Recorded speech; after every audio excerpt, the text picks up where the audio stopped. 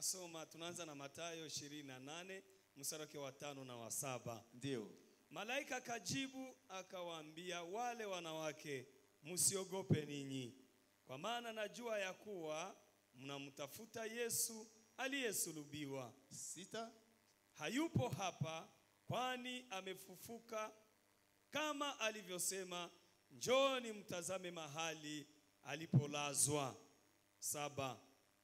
Nanyi enendeni upesi mkawaambie wanafunzi wake, amefufuka katika wafu.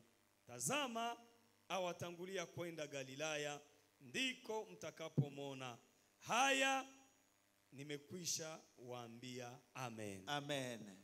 Matendo ya Mitume 4:12.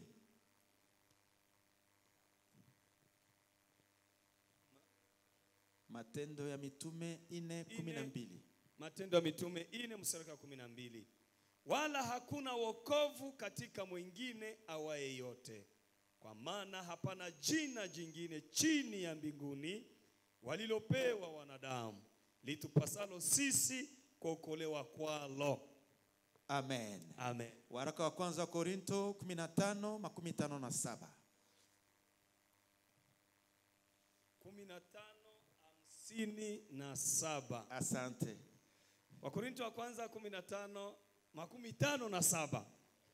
57. Yes. Asante. Lakini Mungu na ashukuriwe atupae kushinda kwa Bwana wetu Yesu Kristo. Amen. Amen. Tumchapie Yesu makofi makubwa. Amen. Nasema tumchapie Yesu makofi makubwa. Narudi tena kusema tumchapie Yesu makofi makubwa. Kwa maana peke yake ndio anastahili kuinuliwa mahali hapa. Peke yake ndio anastahili kutukuzwa. Peke yake ndio anastahili kutawala mahali hapa. Ni Yesu peke yake tu ndio anastahili kutukuzwa mahali hapa. Kwa hiyo piga shangwe na kelele kwa ajili ya huyu Yesu Kristo ambaye amefanya kwamba tuwe hapa jioni ya leo. Piga shangwe na kelele kwa ajili ya huyu Yesu anayefanya kwamba wewe na mimi tuwe mahali hapa. Amen. Tukae mpresence ya Mungu. Bwana Yesu asifiwe sana. Nitazungumza kuhusu habari ya Kristo. Na hapa nina somo moja ambalo linasema, nitalisema kwa Kifaransa, baada ya hapo nitasema kwa Kiswahili. Mystère du nom qui a vaincu la mort. Siri ya jina lililoshinda mauti. Amen. Inarudi tena kwa Kiswahili. Siri ya jina lililoshinda mauti ama fumbo. Amen. Wakati tunazungumzia habari ya ufufuko, wanafunzi wanawaambia kwamba hayupo tena hapa, amefufuka. Kwa nini mnamtafuta katika wafu yule aliyefufuka? Wakati kunazungumziwa habari ya kufufuka, ni kwani kulikuweko habari ya kifo. Na wakati kunazungumziwa habari ya kifo, kila mtu anaogopa, kila mtu atatetemeka, kila mtu hajue atafanyaje kuhusu habari ya kifo. Lakini kuna mmoja ambaye alishinda kifo. Kuna mmoja ambaye alifufuka. Bwana Yesu asifiwe sana.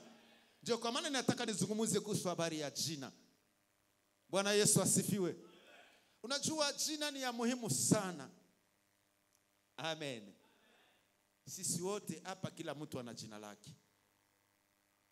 Kanisa tumo ndani lina jina ambalo linatofautisha na kanisa lingine. Mji tulimo ndani ina jina. Nchi tulimo ina jina. Kwa hiyo jina ni ya muhimu kabisa. Bwana Yesu asifiwe sana. Acha basi nijieleze. Mimi kwa jina langu nimeitwa Oswald Kinengo. Ninatoka DRC. Saf Kivu. Ni vile? Okay, katika mji wa Uvira. Uvira ni mji ambayo uko pembeni ya nchi ya Bujumbura. Ni hapo kunapatikana mji unaitwa Uvira.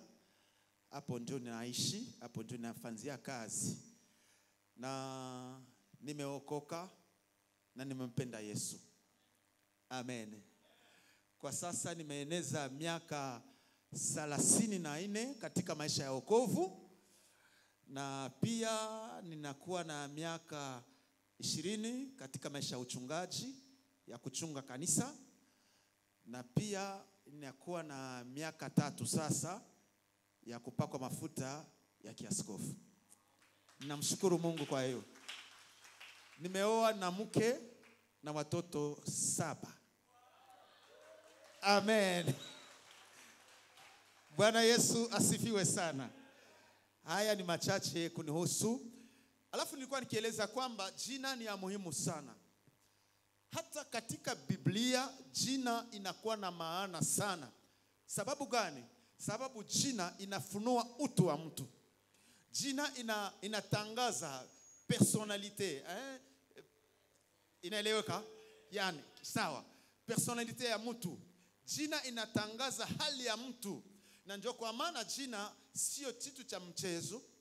Na ndio kwa maana naambia hata wazazi, wakati unampatia mtoto jina, uwe makini sana, ujue ni jina gani unampa, kwa sababu lile jina litatembeza maisha yake yote. Na ndio kwa maana ni vema sana kutekeleza wakati unataka kumpatia mtoto jina, wakati mtoto anazaliwa. Bwana Yesu asifiwe sana. Na kumjua mtu ni vema ujue jina lake. Na hivi tuko kwenye umati hapa, wakati unamwita mtu kwa jina, atashtuka, atasema, wananijua? Amejua jina langu wapi? Nani amemjulisha jina lake? Dr. Simon, nakusalimu sana. Naheshimu mafuta yako. Asante. Bwana Yesu asifiwe sana. Kwa hiyo jina ni jambo la maana sana ambalo ni lazima tulielewe, ni lazima tulijue, ni lazima tulitekeleze, kwa sababu jina, ndani ya jina mna siri. Bwana Yesu asifiwe sana. Ndani ya jina mna siri ya mtu mwenyewe mzima. Ndio kwa maana wakati Yakobo amepigana na mtu ambaye asiyemjua, akamuuliza, wewe jina lako nani? Yule mtu akamwambia, Yakobo akamjibu, mimi jina langu Yakobo.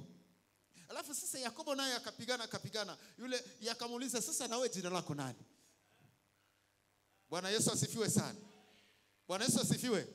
Lakini huyu mtu hakupenda kumwambia jina lake, akampiga tu, akapigana, akamwambia, basi sasa wewe naona ni mko mshindaji, uko shujaa kabisa. Jina lako hautaitwa tena Yakobo, lakini utaitwa Israeli. Bwana Yesu asifiwe sana. Tunamkuta mtu mwingine jina lake Manoa. Naye pia malaika akamtokea, akampatia habari. Wakati alimpa habari mrefu sana, akamwangalia, akamtizama, akamuuliza, sasa wewe jina lako nani? Bwana Yesu asifiwe sana. Asema, jina la maajabu sana. Malaika akamjibu, sasa ni jina la maajabu sana. No merveilleux. Bwana Yesu asifiwe. Bwana Yesu asifiwe sana. Kwa hiyo kumekuwa siri ndani ya jina. Kunakuwa fumbo ndani ya jina. Na ndani ya jina mmefichwa vitu nyingi sana. Ndio kwa maana wakati tunamwabudu Mungu, wakati tunatangaza nguvu ya fufuko, ni lazima tumjue yule aliyefufuka. Bwana Yesu asifiwe sana. Hata yeye mwenye aliyefufuka, Yesu Kristo, tuko katika Mathayo 16, akawauliza wanafunzi wake ambao alikuwa anatembea nao pamoja, wanakula pamoja, akawaambia, sasa nini? Kule kote mnatembeaka katika mikoa, katika vijiji, watu wanasema mimi ni nani? Alafu kila mtu alipana jina ambaye alikuwa akisikia. Wamoja wanasema wewe ni Elia, wengine wanasema wewe ni nabii, wengine okay. Sasa nini? Nakula na nini? Natembea na nini? Mimi ni nani? Bwana Yesu asifiwe sana. Bwana Yesu asifiwe sana. Asema mimi ni nani? Watu wote wakanyamaza kimya. Wanafunzi wote wakakaa kimya. Alafu Petro akasema, mimi nitajibu. Sema, ndio Petro, jibu. Asema, wewe ni Kristo, mwana wa Mungu aliye hai. Haleluya. Alafu Yesu akamtizama Petro, akamwambia, uko mwenye heri. Unajua, kujua siri, kujua fumbo, kufunuliwa fumbo, kupata ufunuo, itakufanya kuwa mwenye heri. Ndio kwa maana katika maisha ya Ukristo, taka sana Mungu akufunulie unaenda wapi, unafanya nini.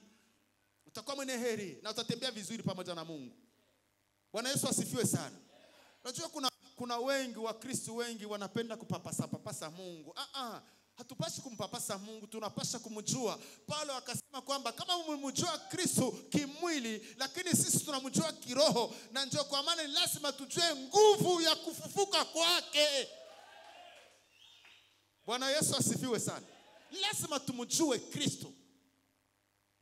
Alafu Petro akapana hiyo jibu, na Yesu akamwambia uko mwenye heri.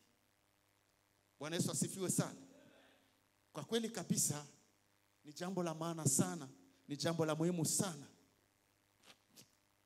Lakini sasa pamoja na hiyo, Yesu wakati aliishi duniani naye pia alijifunua mwenyewe. Ilibidi ajijulishe kwa watu. Amen.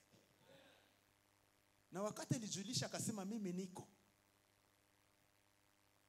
Unasema nini? Mimi niko.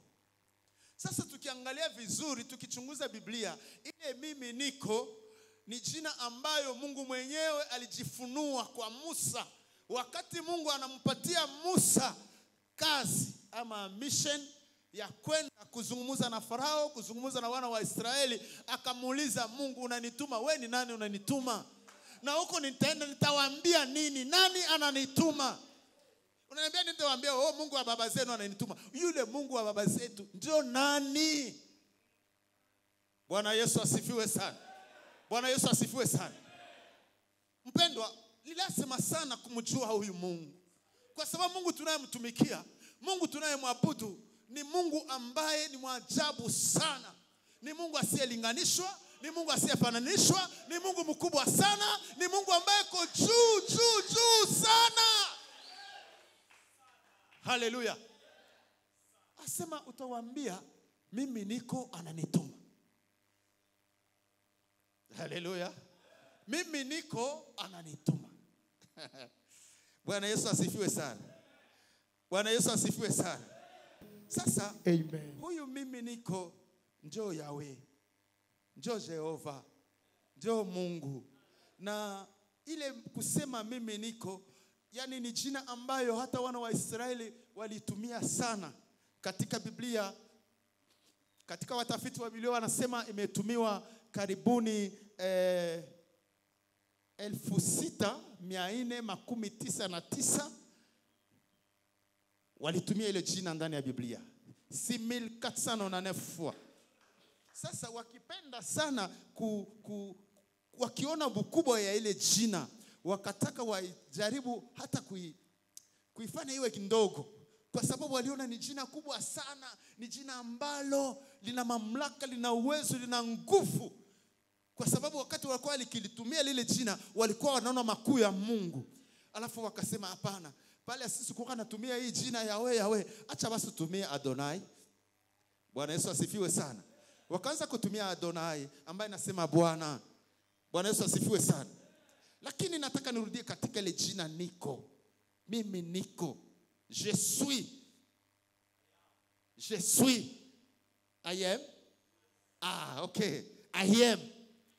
Hii jina I am hii ni jina ambalo halina mwanzo, halina mwisho. Linaimanisha kwamba wa milele. Wa milele. Yani mwenye kuishi siku zote. Mwenye hata kufaka. Hakuna siku atakufaka. Hakuna siku atatuambia Mungu anakufa, twende kumazishi ya Mungu. Hakuna. Bwana Yesu asifiwe sana. Bwana Yesu asifiwe. Kwa sababu mizizi yake ama misingi ya ile jina ni kuishi, être et vivre. Bwana asifiwe sana. Kukua na kuishi. Yani lile jina lipo pale na linaishi milele. Na lile jina ndio mwanzo ya uzima. Hakuna uzima nje ya hili jina niko. Bwana Yesu asifiwe sana. Ndio kwa maana hata Yohana alipata ufunuo. Akasema hapo mwanzo palikuwepo neno. Neno lilikuwa na Mungu na huyu neno alikuwa Mungu. Hakuna kitu kilichoumbika pasipo huyu neno. Bwana Yesu asifiwe sana. Yani huyu niko ndio ana uzima. Na anampea kwa hiyo yote ambaye anataka ampe uzima na atampa uzima. Bwana Yesu asifiwe sana. Bwana Yesu asifiwe sana. Bwana Yesu asifiwe sana. Bwana Yesu asifiwe sana.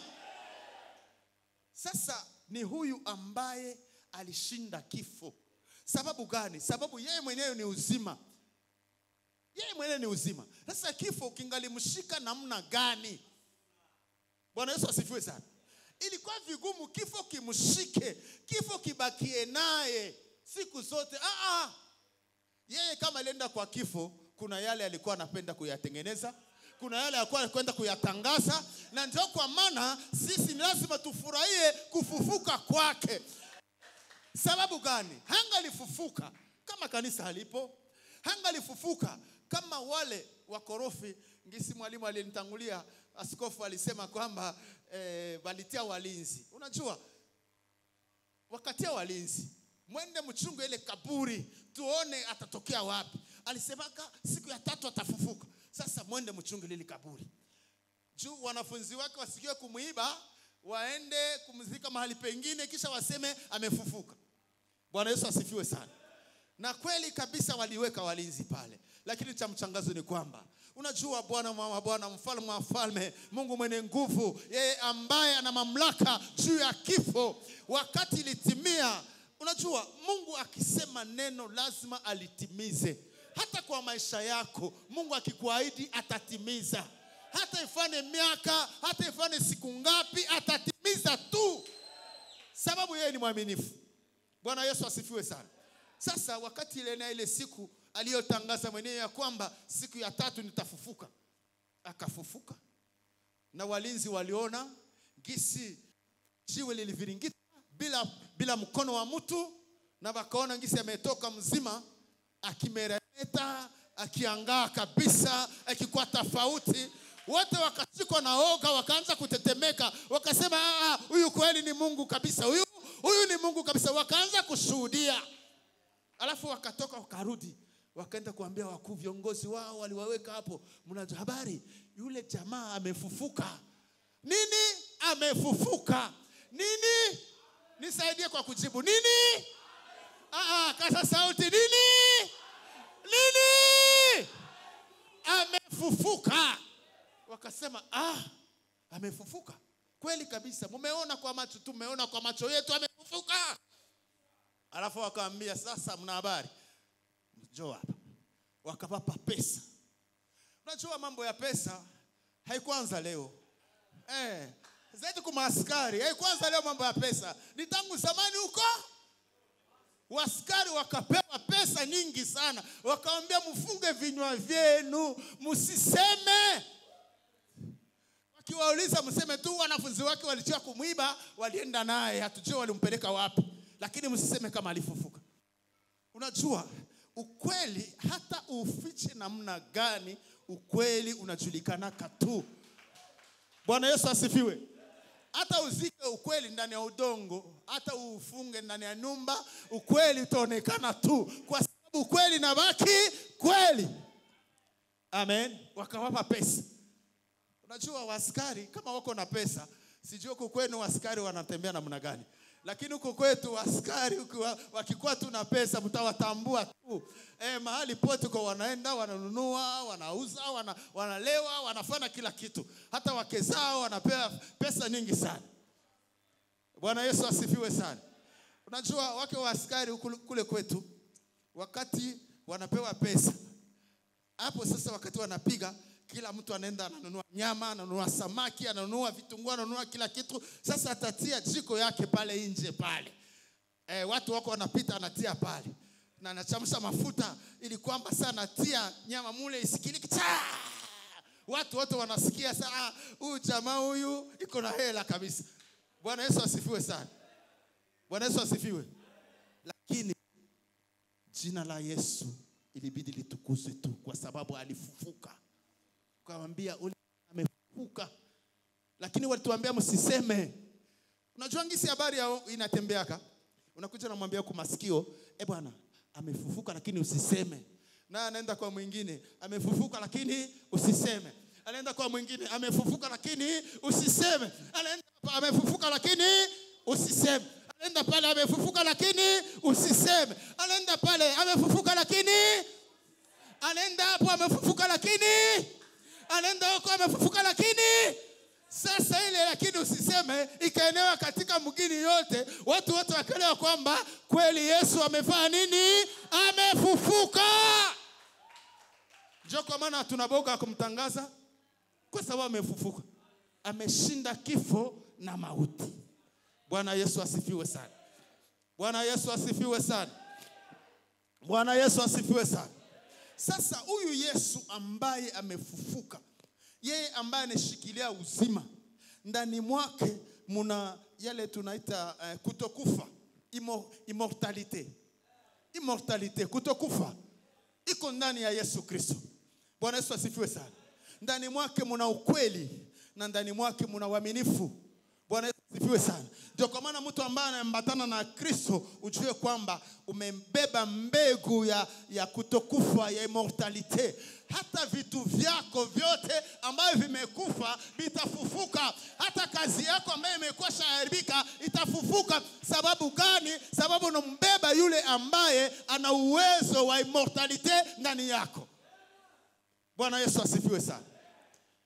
Kama unajua nguvu ya kufufuka kwa Yesu Kristo, utatembea katika ukweli. Na utatangaza ukweli mahali pote unapotembea. Hata watu wakucheke, hata watu wakudharau, hata watu wakuone kama wewe haufai, lakini kwa sababu unatembea na yule ambaye ni muweza vyote, ni lazima utembee katika ukweli. Amen. Na jambo la tatu, ni lazima ujue kutembea katika uaminifu, kwa sababu yeye ni mwaminifu. Bwana Yesu asifiwe sana. Yeye ni mwaminifu, na ndio kwa maana Mkristo mwenzangu, nitakusi sana ujitahidi kutembea katika uaminifu. Bwana Yesu asifiwe sana. Bwana Yesu asifiwe. Sasa kifo akiwezi kuwa tena na mamlaka wala na nguvu juu yako wewe, kwa sababu unaye Kristo ndani mwako. Amen. Huyu Kristo amepewa jina kuu, jina ambalo liko juu ya majina yote. Waebrania anasema kwamba ndugu tusomee kwa Kiswahili. Kiswahili kinanipotea. Niko na Kifaransa kwenye kichwa. Waebrania 1:4. Nataka unipe ile neno iko pale kwa Kiswahili. Waebrania 1:4 inasema hivi. Amefanyika bora kupita malaika kwa kadiri la jina aliloliridhi. Lilivyo tukufu kuliko lao. Jina tukufu. Alirithi jina tukufu. Yani jina lenye liko na utukufu ndani. Ndio kwa maana Paulo anaeleza kwamba katika Wakolosai 1:27 asema Kristo ndani mwangu tumaini la utukufu. Sababu gani? Ili jina ni jina lenye kujaa utukufu. Wakati unalipokea, lazima utukufu wa Mungu utembee na wewe. Wakati unalishika ile jina, lazima uishi utukufu wa Mungu. Sio jina la mizaa. Bwana asifiwe sana. Na ndio kwa maana Yesu alimwambia Petro, uko mwenye heri, sababu umefunuliwa lile jina la Kristo. Bwana Yesu asifiwe sana. Bwana Yesu asifiwe sana. Huyu Kristo aliyefufuka, ni lazima tujitahidi wapendwa kumuelewa kabisa. Kuelewa nguvu ambayo iko ndani ya jina lile. Kuelewa nguvu ambayo inatembeza ile jina. Bwana asifiwe sana.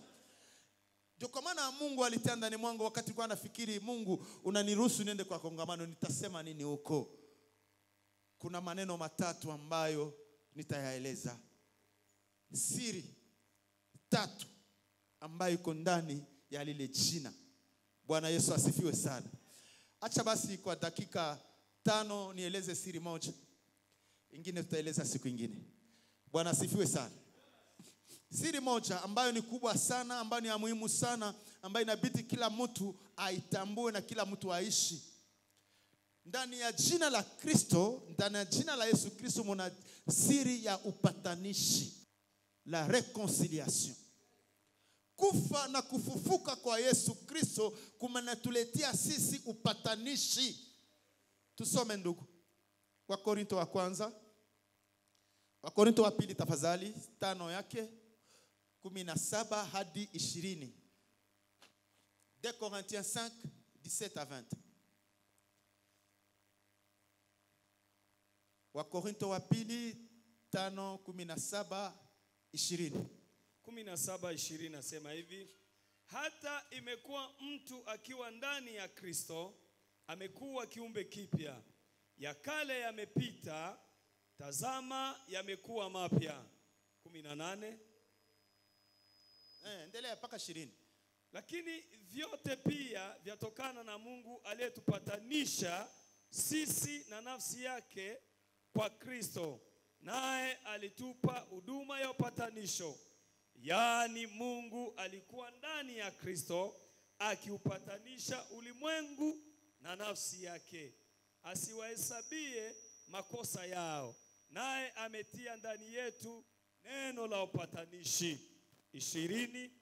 Basi tu wajumbe kwa ajili ya Kristo, kana kwamba Mungu anasihi kwa vinywa vyetu, anasihi kwa vinywa vyetu. Twawaomba ninyi kwa ajili ya Kristo, mupatanishwe na Mungu. Amena. Amen. Amen. Amen. Amen. Amen. Amen. Amen. Asema wakati wewe unampokea Kristo ndani ya maisha yako, anakufanya kuwa kiumbe kipya. Ya kale yote yanakwisha. Sababu gani? Sababu wakati Kristo unamkubali kuwa Bwana na Mwokozi wa maisha yako, jambo la kwanza anafanya ndani mwako ni kukupatanisha na Mungu. Kwa sababu dhambi linatutenga na Mungu. Bwana Yesu asifiwe sana. Dhambi linatupeleka mbali na uso wa Mungu. Lakini wakati wewe unamkubali Yesu kuwa Bwana na Mwokozi wa maisha yako, Yesu anaingia ndani mwako. Unajua Yesu kuna uwezo ndani ya jina Kristo. Wakati ile roho ya Kristo inaingia ndani mwako, inakwenda kufanya wewe kuwa upya. Ile Petro anasema regenérer, kufanya upya. Bwana Yesu asifiwe sana. Unajua la régénérescence, c'est-à-dire kuna kwa katika mwili wa mwanadamu kuna kwa majene ambayo imeumbika, amezalika, amerithi kwa wazazi. Sawa? Inafanya mtu aitwe mtu. Lakini sasa wakati unampokea Kristo, Kristo anakwenda pale kwenye ile majene yenye ulipokea kutoka wazazi wako. Yeye sasa anaitengeneza upya. Bwana Yesu asifiwe sana. Hiyo ndio inafanya sasa unakuwa kiumbe kipya. Ile ndio inafanya itakutofautisha na watu wengine. Watu walikujua katika hali fulani, wakati wanaanza kukuangalia wasema, hapana, huyu mtu hakukuwaka hivi. Kuna nini imetokea? Alikuwa kama mwizi, alikuwa kama mlevi, alikuwa kama sijui mzinzi, alikuwa. Sasa nini, kitu gani kinemgeuza? Bwana Yesu asifiwe sana. Ile nguvu ya Kristo aliyefufuka ndio inafanya kwamba akufane upya. Bwana Yesu asifiwe sana. Sasa Kristo aliyefufuka analeta uhusiano kati yako wewe na Mungu. Bwana Yesu asifiwe sana. Anakureconcilier na Mungu. Bwana asifiwe.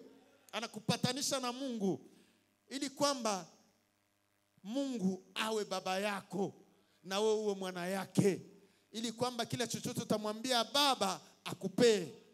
Bwana asifiwe sana. Bwana Yesu asifiwe. Sasa aishie pale.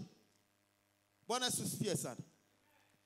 Yesu wakati anatufanya sisi kutupatanisha na Mungu, anatupatanisha vile vile na watu wengine. Anatupatanisha na watu wengine. Anatureconcilier na watu wengine. Ni kusema mtoto, kijana ama mtoto lazima amureconcilier na mzazi. Unajua siku za leo tunakuta wa vijana wengi wanakuwa wakaidi, wanakuwa wa rebel, wanakuwa hawasikii tena wazazi, hawasikie tena wazazi, wanatembea ovyo. Unakuta hata ndani ya nyumba mzazi anashindwa atafanya nini mbele ya mtoto, mama anashindwa atafanya nini mbele ya mtoto, sababu mtoto yuko mbali sana na Kristo.